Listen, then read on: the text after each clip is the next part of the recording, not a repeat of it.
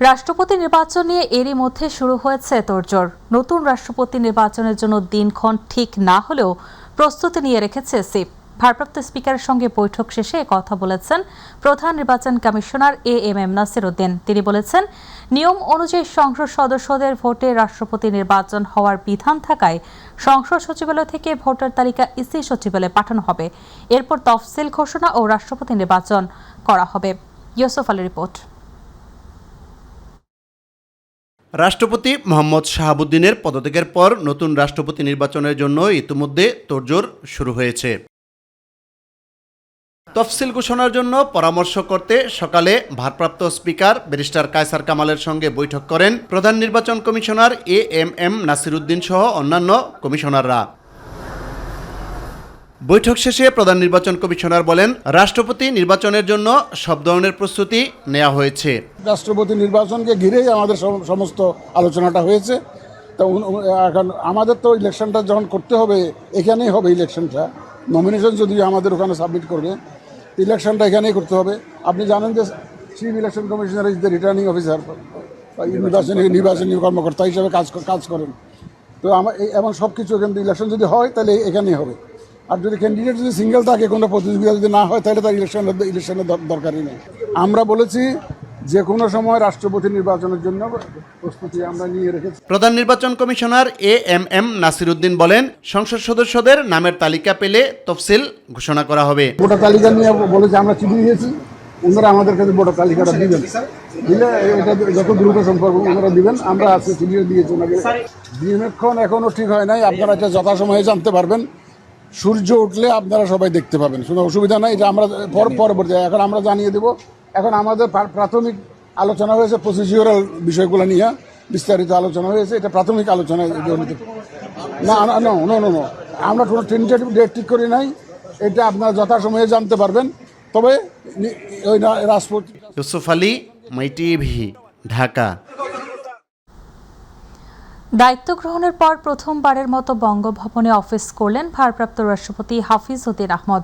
সকালে জাতীয় সংসদের সরকারি বাসভবন থেকে তিনি বঙ্গভবনে যান। সেখানে পৌঁছলে রাষ্ট্রপতিকে গার্ড অব অনার দেওয়া হয়। পরে কার্যালয়ে নিয়মিত দাপ্তরিক কার্যক্রমে অংশ নেন তিনি। ভারপ্রাপ্ত রাষ্ট্রপতি হিসেবে দায়িত্ব গ্রহণের পর এটি হাফিজ উদ্দিন আহমদের প্রথম আনুষ্ঠানিক দাপ্তরিক কর্মদিবস। বঙ্গভবনে পৌঁছানোর মধ্য দিয়ে রাষ্ট্রপতির কার্যালয়ে তার আনুষ্ঠানিক কর্মযাত্রা শুরু হলো। এর আগে গত 24 জুলাই রাষ্ট্রপতি মোহাম্মদ শাহাবুদ্দিন পদত্যাগ করলে সংবিধান অনুযায়ী জাতীয় সংসদের স্পিকার হাফিজ উদ্দিন আহমদ ভারপ্রাপ্ত রাষ্ট্রপতির দায়িত্ব গ্রহণ করেন। বঙ্গভবনে দাপ্তরিক কার্যক্রমে অংশ নিলেও তিনি স্পিকারের বাসভবনেই থাকবেন।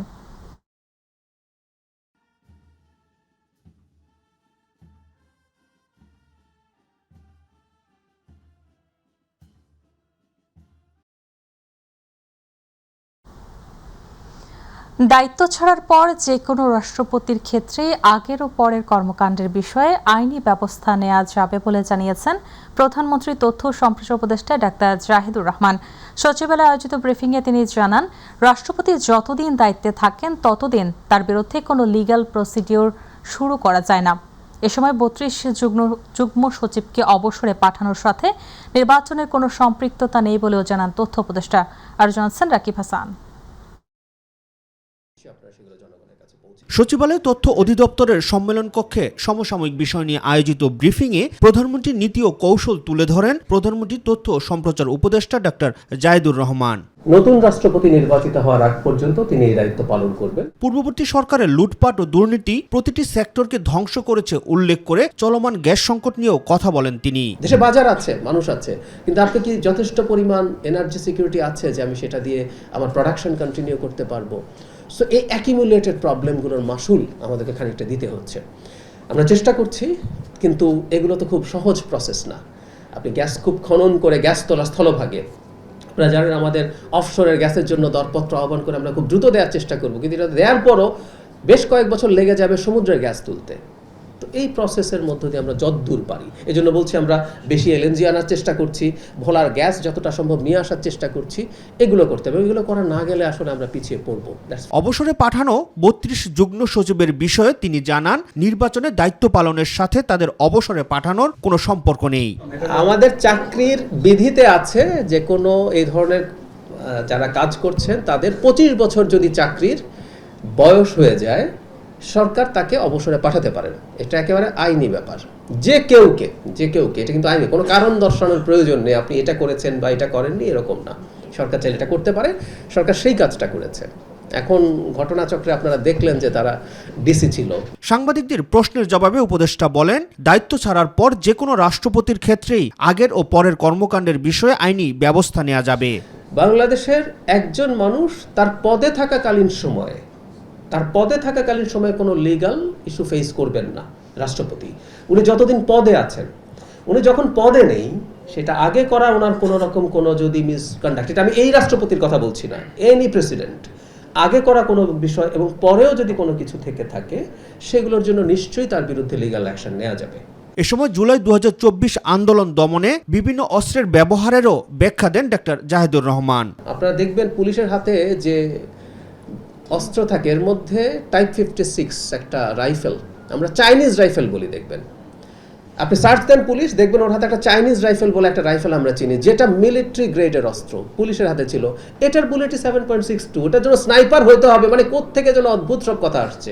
রাকিব হাসান, মাই টিভি, ঢাকা। চলমান গ্যাস সংকট নিরসনে মালয়েশিয়ার প্রধানমন্ত্রী আনোয়ার ইব্রাহিমের কাছে সহযোগিতা চেয়েছেন বাংলাদেশের প্রধানমন্ত্রী তারেক রহমান। মঙ্গলবার দুপুরে মালয়েশিয়ার প্রধানমন্ত্রীর সঙ্গে ফোনালাপে এ সহযোগিতা চান তিনি। পরে মালয়েশিয়ার প্রধানমন্ত্রী তার দেশের সংশ্লিষ্টদের সঙ্গে আলোচনা করে গ্যাস সংকট নিরসনে সহযোগিতার আশ্বাস দেন। মঙ্গলবার সচিবালয়ে নিজ দপ্তরে সাংবাদিকদের সঙ্গে আলাপকালে এ তথ্য জানান বিদ্যুৎ, জ্বালানি ও খনিজ সম্পদ প্রতিমন্ত্রী অনিন্দ্য ইসলাম অমিত। তিনি বলেন, সমস্যার গুরুত্ব অনুভব করে প্রধানমন্ত্রী সোমবার মালয়েশিয়ার প্রধানমন্ত্রী আনোয়ার ইব্রাহিমকে একটি পত্র লেখেন, যেটি শিক্ষা উপদেষ্টা মাহাদি আমিন কুয়ালালামপুরে হস্তান্তর করেছেন।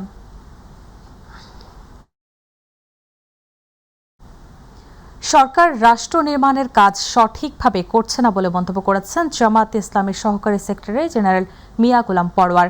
দুপুরে মগবাজারে এক ব্রিফিংয়ে তিনি বলেন, নির্বাচন কমিশনে দলীয় নিয়োগ দেওয়ার পরবর্তী স্থানীয় সরকার নির্বাচন এখন প্রশ্নবিদ্ধ।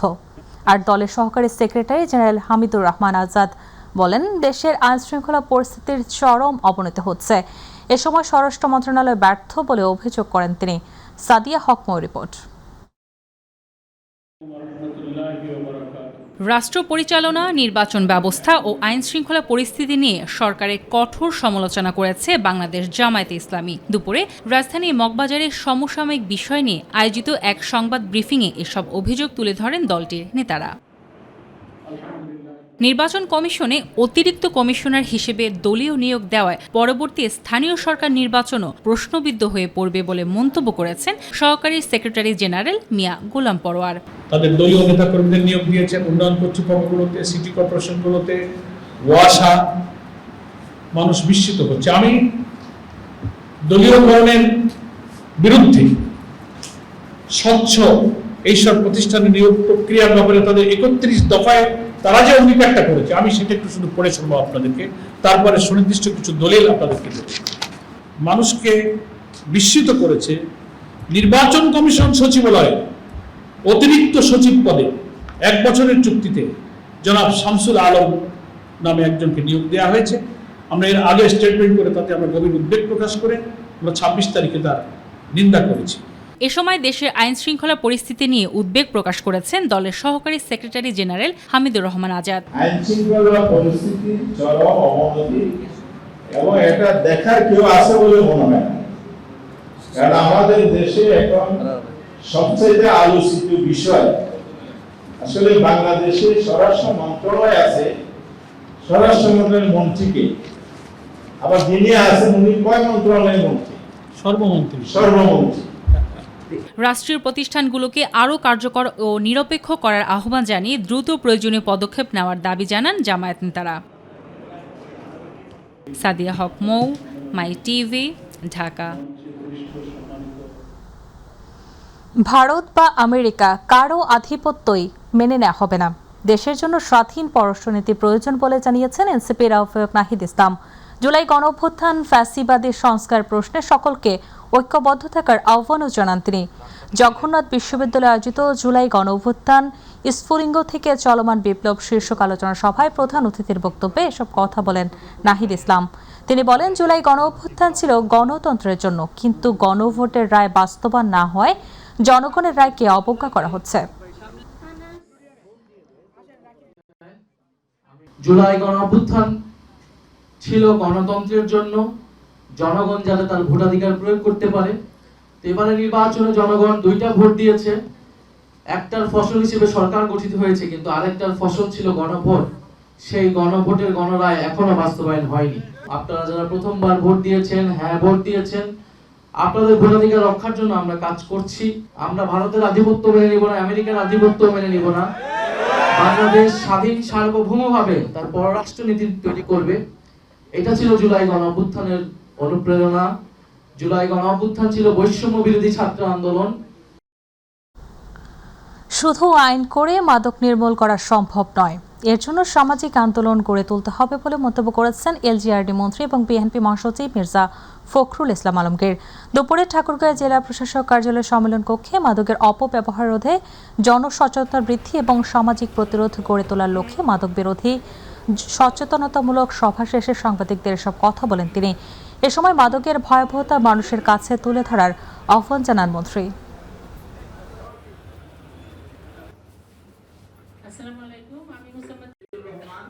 সকলকে নিয়ে আমরা আপনার এই মাদক বিরোধী অভিযানটাকে একটা সামাজিক আন্দোলনে পরিণত করতে চাই, এবং এটা ছাড়া আমি মনে করি যে বিকল্প কোনো পথ নেই।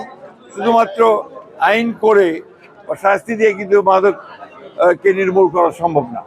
আমি বিশেষ করে আমরা ঠাকুরগাঁতে যে পদক্ষেপ নিতে যাচ্ছি, সেই পদক্ষেপগুলোর ফলে আমরা কিছুটা ইতিবাচক ফল লাভ করবো অবশ্যই। মূল কাজটা হচ্ছে প্রচার করা যে মাদক খারাপ জিনিস, মাদক ব্যবহার করা উচিত না। এইভাবেই যে আমাদেরকে এগোতে হবে। আন্তর্জাতিক অপরাধ ট্রাইব্যুনাল আইনের বৈধতা চ্যালেঞ্জ করা রিট খারিজ করে দিয়েছে হাইকোর্ট। বিচারপতি খিজির আহমেদ চৌধুরী এবং বিচারপতি মাহমুদ জিয়াউল হকের হাইকোর্ট বেঞ্চ এই রিট আবেদনের শুনানি নিয়ে খারিজ করে দেন। গত 24 জুন সুপ্রিম কোর্টের আইনজীবী অ্যাডভোকেট মহসিন রশিদ এই রিট দায়ের করেন। রিটে আইনটির সাংবিধানিক বৈধতা নিয়ে প্রশ্ন তুলে রুল জারির আবেদন করা হয়। একই সঙ্গে 1973 সালের আন্তর্জাতিক অপরাধ ট্রাইব্যুনাল আইন বাতিলও চেয়েছিল রিটকারী। মহসিন রশিদ তার আবেদনে উল্লেখ করেন, আইনটি তার মূল উদ্দেশ্য পূরণ করেছে। ভবিষ্যতের রাজনৈতিক প্রতিপক্ষের বিরুদ্ধে সম্ভাব্য অপব্যবহার এবং অপপ্রয়োগ বন্ধে আইনটি রহিত করা প্রয়োজন। এইটা আগামীতেও অপব্যবহার হতে পারে। আজকে যারা এই দেশ পরিচালনা করছেন তাদের বিরুদ্ধেই ও এটা ব্যবহার হতে পারে। কাজেই যে জিনিস করা হয়েছিল একটি উদ্দেশ্য নিয়ে, ওই উদ্দেশ্য যেহেতু নাই, তাহলে এইটাকে রিপিল করা দরকার।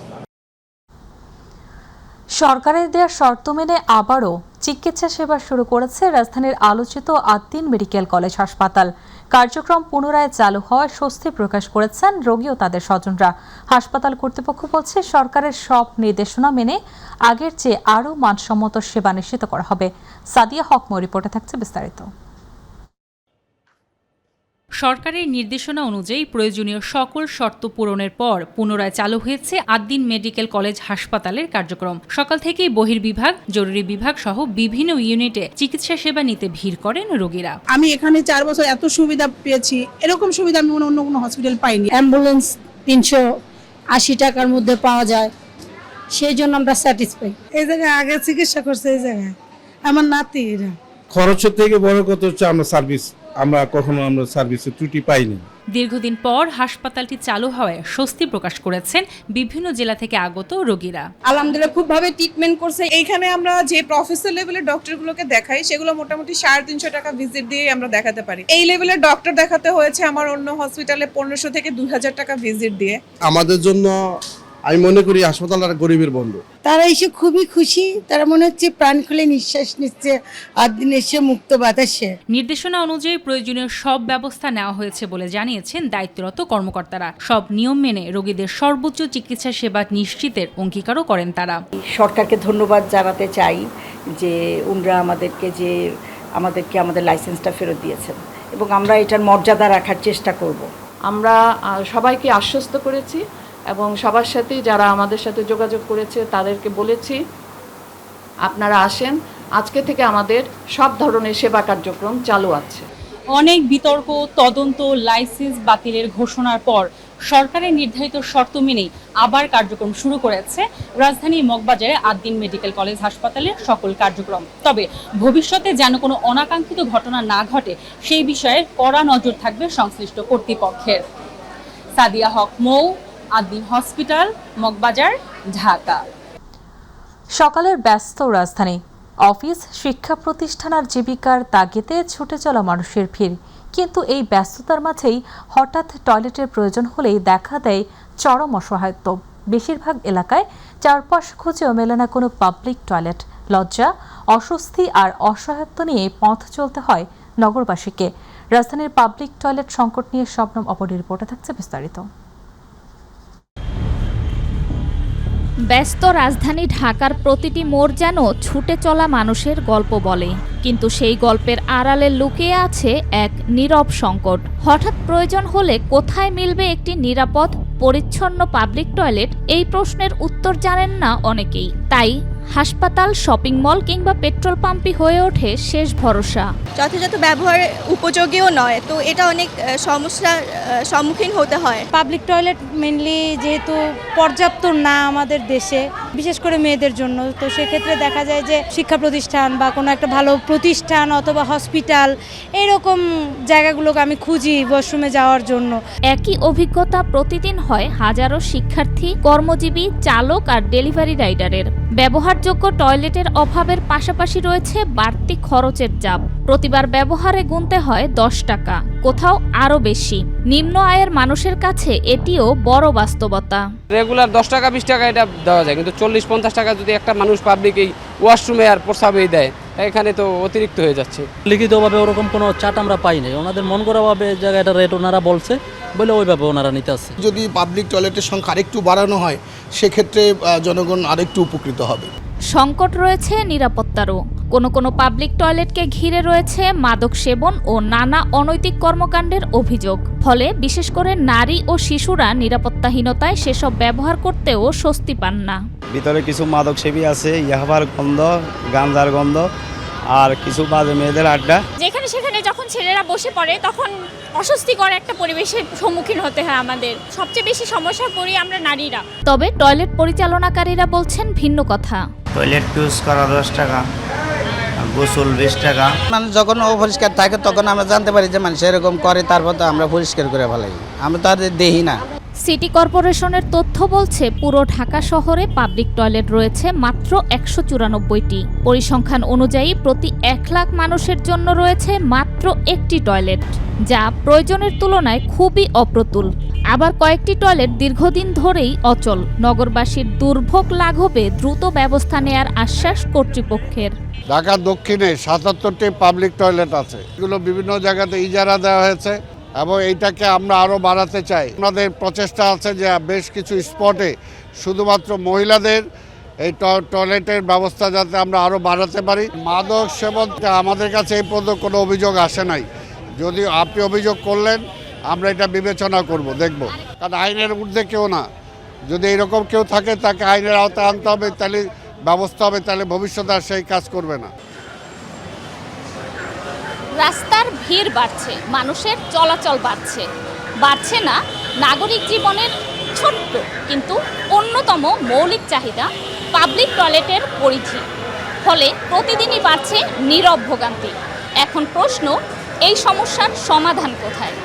শবনম অবনী, মাই টিভি, ঢাকা।